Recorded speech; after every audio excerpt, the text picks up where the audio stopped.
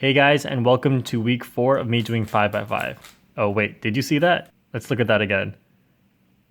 So I had a center cap pop out right as I started the solve, probably on the very first turn. Anyway, I just thought that was really funny because this happened to be the best solve I was able to get this session. I saw the centers were really good, and then somehow a center cap just popped out right when I started.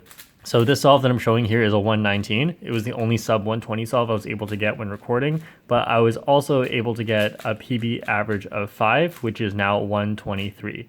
It was also recorded, but I'm not going to show it here because it'll take too long to show like 5 solves, and I'll probably beat it soon anyway. Like, it's really good for me now, but I expect to be improving a lot, so yeah. Anyway, I'm averaging about 133 right now, just depending on the day. My best average of 50 is 132 right now, and I'm really inconsistent because my look ahead is sometimes really good and sometimes really, really bad, just because I'm not used to all the different cases I could get. Okay, anyway, you can skip to this time in the video if you want to skip the solve and just get to what I learned this week.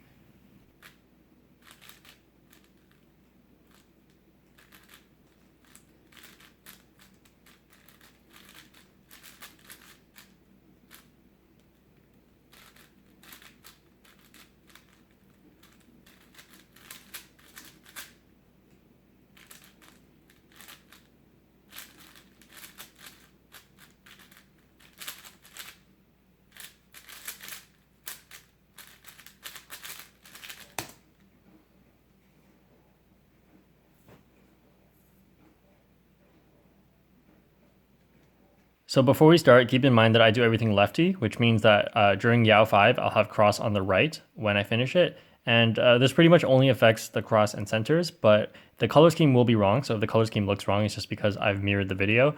All right, so just like week 1, I'm going to be doing an example solve again. I feel like I've improved a lot since week 1, and my week 1 example solve was not so great. So, wow, this is a bad scramble. So I'm looking at these white blocks here because I have 2 opposite edges, which means I can insert them both really quickly like that.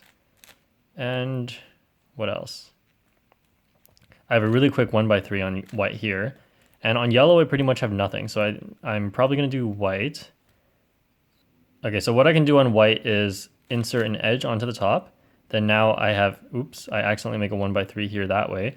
So what I can do is then insert this 1x3 to the top, which makes a T, and then connect this edge to the intersection of the T like that. All right, now I have this. So make a 1x3 like that. So one thing that's really common is if you have this going on, you want your first corner to attach to the edge in a way so that it takes the other corner into another layer. The reason is because you can do like L prime U2L here, as opposed to if the corner was over here, then it's a lot harder to get these all together. So that's why I prefer this way. All right, then attach it to the top. But before attaching it, just take a quick look at the yellow center and see if I can improve it at all. So if there was like an edge here, then I could move into the top. Then I would like move it onto here preferably to make a 1x3. But here I don't have one, so I'll just do that. All right, so here, this is really nice. I can take this and make a 1x3 up here, then attach this one onto the top. Now I can attach it with U like that, or I can attach it with U prime. So typically I will use the one that brings the corner back into the bottom, then attach these and do this. All right, so now what I do since I use Yao 5 is I'm going to solve all the white centers. So here I see orange, orange, and orange, so I'll do orange first. So I'll get these 2 in, attach it to this one. All right, and I see 2 blues together, so I'll look for the last blue. And, oh, wait, that's bad. That's what I get for looking through a camera. All right, so there, and then I see green, green, so like that. And red, red, and red here. So like this. And then what I do with the last one is if I attach it here, then I can't preserve it. So I move it to the other side and then start working on the first center. So here I can see I have an easy blue square, so I'll just make that. And then here I have another piece for it. So I can do this. Not sure if that's the best way, but it's just the way I like for now. Then what I can do now is get this one so that it's on one side, and then make the last 1x3. So that would be this piece, and this piece, and this piece. So like this. And that did destroy this one. Well, it didn't destroy it, but it moved it out. But that's okay, I can just put it back in afterwards. And then what I do after I make the first center is I attach the cross edge to it. So now this cross edge won't be disturbed, and the rest of my centers pretty much won't be as hard as the first one where I had to preserve this one. So now what I see is a solo edge and then two attached together. So what I can do is attach the first one, and then, ooh, this actually made a line. So I'm gonna change up my strategy here. Instead, what I'm gonna do is get this one onto the side, either left or right is fine, and then insert this one over here to make a T, like this. And then now what I can do is insert this edge into here. And that completes the 2x3, and these two, attach them.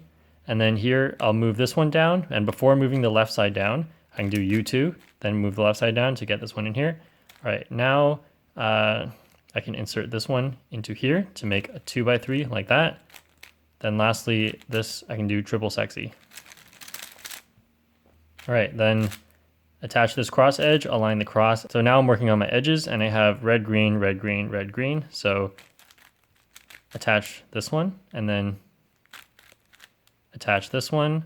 And I have orange, blue, and I also have orange, blue here. So let's move this one in here, move this one across from it, flip. And then here I have red, blue, red, blue.